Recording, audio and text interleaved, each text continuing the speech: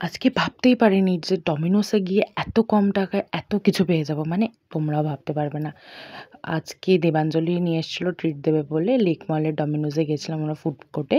তো আমরা ওখান থেকে নিয়েছিলাম পেপার বারবিকিউ চিকেন পিৎজা আর একটা গোল্ডেন কর্ন পিৎজা নিয়েছিলাম।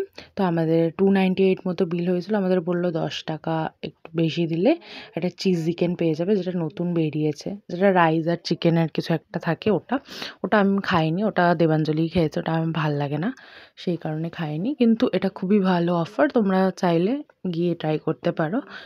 পিৎজার তো কথাই হবে না, পিৎজা সবসময় ডমিনোজের খুবই ভালো লাগে আমার।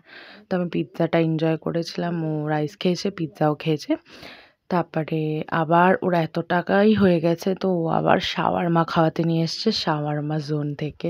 তো এইখানে শেফটা প্রিপেয়ার করছে আমাদের। আমরা নিয়েছিলাম হচ্ছে চিকেন শাওয়ারমা র্যাপ, যেটা প্রাইস পড়েছিল 168। এই যে আমি মেনুটা দিয়ে দিলাম, ভালো করে পজ করে দেখে নাও যদি কেউ আসতে চাও, বাজেট ফিক্সড করে আসতে পারো। তারপরে আমরা একটু গসিপ করছিলাম যে শেফটা, এই যে শেফ রান্না করছে আমাদের।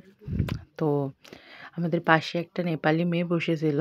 ও যখন গেছিল ওর অর্ডারটা নিতে, তখন শেফটা এত পোলাইট ওয়েতে কথা বলছিল আর আমাদেরকে ঝিঙে আলু পটলের মতন দেখতে বলে আমাদের সাথে রুড ব্যবহার করছিল। মানে পোলাইট ব্যবহার করছিল না, মুখে হাসি নেই, সেটাই আমরা আলোচনা করছিলাম। তারপরে হাসতে হাসতে একটাই শাওয়ারমা নিয়েছিলাম, কারণ অলরেডি পিৎজা খেয়েছি আমি।